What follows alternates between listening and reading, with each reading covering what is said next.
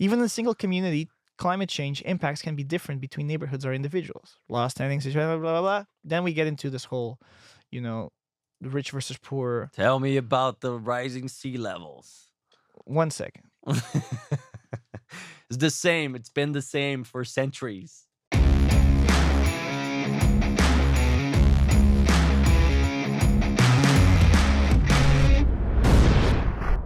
It's like, do you understand we're talking about hundreds of thousands of years versus 200 years?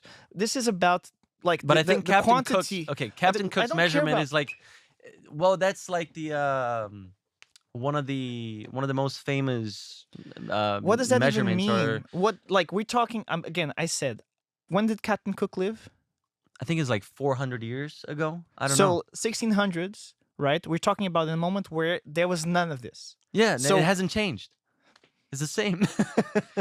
again. How do you measure a change that hasn't happened?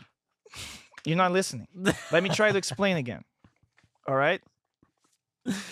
We have I'm giving you a problem to solve. No. Yeah, I'll solve you this problem. If you measure it at 400 years ago, at 300 years ago, at 200 years ago, before the Industrial Revolution, you didn't have any changes that would be noticeable in the CO2 gases in the atmosphere. Why? Because there was no man-made...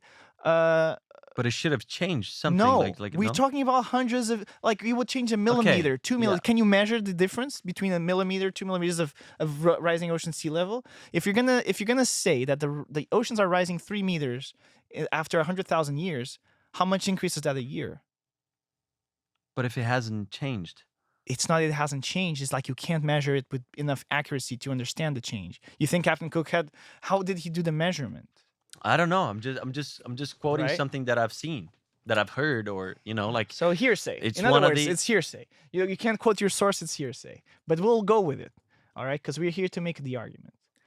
All right. So there's 322 million cubic miles estimate of water in the ocean, right? And that's another mystery to me. How do you even measure? Just because your ignorance doesn't make this be right or wrong. Just because you don't know, I don't know how they made this calculation. It's an estimate, but we have to go. Is this a lie? Is this like a fake news type of thing that this one science organization just came up with this number, pulled them out of the butt? Our ignorance doesn't also mean that we can question things, and we cannot raise question marks about what's being told us. And that's why we have the ability to think and rationalize. If you want to go, you have to become an expert in any field. If you want to challenge the pre-existing notions that these experts have developed over the course of decades. You can't just sit here and just tell, yeah, but that doesn't really make sense to me. Yeah, but you can't just sit here and tell me that there's been a change when there's not actually have been a change or an actual impact. I throw the same argument back at you. It's like I don't have to prove it does not exist. Yeah. It does not happen. You have to prove it does. Oh, sure. No, absolutely. I have to prove that it does. All right. And I think El Nino rises the sea level by a whole meter. But then it lowers the next year. Like, it doesn't matter. It's an average over the years. It's a cyclical phenomena that happens from time to time. And that's the only time when the sea levels actually rise. Overall, besides that, there's no record that the sea level has been rising at all. What am I looking at then? What do you mean? What is this graph that says global sea level change since Topek's Poseidon launched 30 years ago? So there was a satellite. 10 centimeters? Yeah. So we have 10 centimeters of sea level going from 1992. I don't think that graphic is accurate. Where'd you get that from? NASA.gov. Okay. What do these guys know? Okay, so they're saying from 1998, the sea levels have risen 10 centimeters. Yes. That's this much. And I'll look at your fluctuations here, your El Niños and whatnot. This is what El Niño means. And this is what means like a... From 1992 a to trend. 2022 has risen 10 centimeters. So there goes the Captain Cook theory. Okay, so let's say... And this is only because we only had a satellite measuring this for the past 30 years, right? So there's no actual data. So in 400 years... Right? I don't know. So I would have to. I would have to go check back. it out. Just like you said. I would have to go back to the beach to my uncle's place at the beach back in Brazil, in São Paulo State, at the beach, and So kind you of have like to, in check it other out for words, myself. nothing is valid until you measure it for yourself. So you have to become an expert in all sciences in order to accept something that goes against your previous belief. That's really what you're saying. It's not previous belief. It's something that you can actually observe. Well, this is right here. I don't know. These That guys graphic spend- doesn't tell me anything. It's a graphic with like some waves like Exactly. that. So you have to go build your own satellite, put it in space, create the code, install the laser, and then measure it for the next 30 years in order to Or be I able have to to do a little deeper research on it. just put a little stick in the sand every year. We're talking about I'm pretty data sure. of 30 I'm years. pretty sure. And what you just said here, what you said is accurate. It's not against what you just said.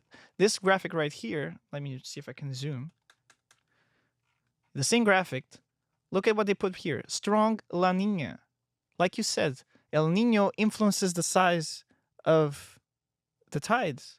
And they can track the it rises the sea levels. So La Nina, which is the opposite of La Nina, so you had the biggest sea level at the peak of El Nino. And La Nina has the lowest, which is the opposite effect when there's like an actual lack of storms in the Pacific Ocean. So this even takes the facts that you were stating and incorporates into them. These are very sneaky scientists. No. That's not what I'm saying. Anyway, I'm saying that we commit to come the next time, and we will bring the data. Yeah, and we will talk. 'Cause that graphic doesn't tell me anything. What do you need to know? I don't know. It's the title of the graphic says global sea levels changes since Topex/Poseidon launched 30 years ago. I'm gonna assume that Topex and Poseidon is a satellite. Yeah. Right. Yeah. And what it tells you is a graph that has on the x-axis the year and on the y-axis the level of seawater, counting the 0 was the first measurement. So the 0 here correlates to the first time. And also we have to understand why and how it's measured is very important. What's the anthropogenic? This has nothing to do with that. This has only if that has to do with global warming or not. This is not telling you is this the global warming or not. But you just started with the premise that there's no sea level rising. And this is that's like what an I heard. observation. I said that's what I heard since the Captain Cook's that's what you heard in whatever, which is one of the most famous like measurements or whatever. Like we're getting a Captain Cook history. measurement, which I'm not sure really how it's measured, but I'm assuming it's a point in a stone next to shore. I'll find out. Or something. And we're talking about an enterprise that puts people on the moon, allegedly. And so, and with all the technology and science to back it up, right? So we're talking about one observation, measurement that was done with, I don't know how much precision and what tools, but we can bring that up for the next time. And we have an alleged satellite with an alleged laser and an alleged readings in space over the course of 30 years. You know how many data points there probably is in this thing to make this graphic? It's not like a measurement a year. That's for sure. So, I don't know. We have to find a moment that what are we gonna question? Like, we're gonna deconstruct everything, like every piece of science that you've ever learned and you've ever been fed in school and taught in school, and every piece of science that makes the whole world work. Like, why does this camera work? You know, are we going to deconstruct it all to be able to accept new information? We have to become experts in all the fields. But you can only become an expert in X amount of fields because there's only so much time you have. You can only become a PhD in a couple of topics if you really want to go deep dive. So then you have to trust that the other people who also went through similar processes are as good people as you are. But I'm not trying to negate something or to say that this is not true, it is not happening. I just want to. I think my biggest concern is to understand the severity of it. Sure, and the urgency. I understand your question. And the sacrifice. If the sacrifices that or the measurements that will be taken in order to avoid a cataclysmic situation context, like avoid human extinction or whatever. It's not about human extinction. It's about human inconvenience and about nature inconvenience. Okay, so that's I agree with you in that aspect. And if that's what are the proportional real to the actual consequences? risks, if that's proportional to the actual hazard or the actual problem, or if we're not taking that out of proportion, well, maybe the media and for politics a different reason. Different. The reasons that, for me, there's only two reasons. It's the fact that this is going to create inconvenience. It's not going to be the end of the world. We're not going to destroy the world through climate change. We're going to create mild to severe inconvenience, maybe not even to you or me, but to a lot of people on this planet. That's pretty much certain if we continue at a certain path. And the second issue is a more structural issue, is an infrastructure issue. We're relying on a finite source of energy. And we have to solve that problem. Now, we can solve it right now. And also, by the process of doing it, we can mitigate all these future problems that could arise, or we can wait until the well dries and then you don't have energy, and then okay, now what, right? Or something in between, and we'll transition. But if you don't start now, if you don't start now, there's no sense. If we don't start now, like we have started a long time ago. But this is where part of the capitalism gets in the equation. You're never going to change to a more expensive source of fuel, no matter how renewable it is. It's about money. It's about numbers. The best way to make cheap energy is still using fossil fuels, right? So there needs to be investment in technology and development into these alternate sources. I agree with that. Right? So if you don't put money, if you don't feel like this is a priority to spend money, then that development won't happen by itself. It's the same thing, not to get into another conversation, but the reason why we saw such a fast development of the COVID vaccine is because all the resources were put into that. All the priorities became, let's get this done. It's not like, a lot of times it's about intention, priority, and funds. If you have endless resources and you have a deadline, you're going to make stuff happen. If you're like John F. Kennedy and saying that the United States is going to have a man on the moon in 10 years, you put that pressure into the whole system to create that outcome. So if you don't look at this problem as like there's a time ticking, a time bomb that is ticking, what's the rush? You're never going to. I agree with everything you're saying, but I also believe in the corruption of the system and the utilization of those issues, allegedly issues, by taking those ideas or those issues out of proportion. You are able to create a certain system of control. Sure. I mean, that's not. And a system where you're going to legislate accordingly to your own interests. And those interests can be, not so good for you, for the well-being of society. Well, it depends. It might have, let's say, malevolent interests. The evil.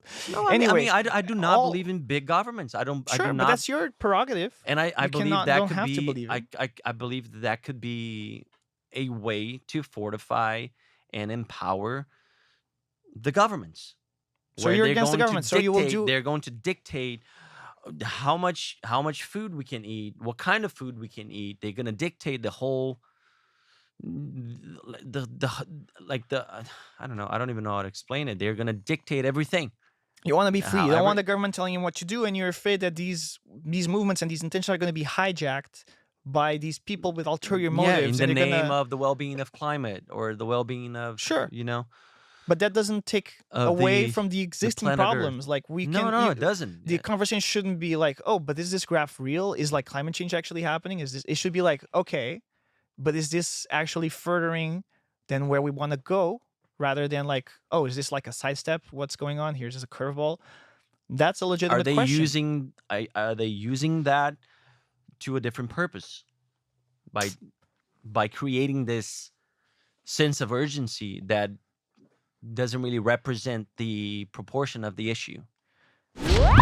Hello everybody, and thank you for watching until the end. This has been Wooot, and I hope you liked our conversation. Don't forget to hit that like button and subscribe, and drop a comment down below. Tell us what you'd like to hear us talk about next. Also, check out some of our other episodes. We post every Wednesday, Friday, Saturday, and Sunday. We will see you on the next one.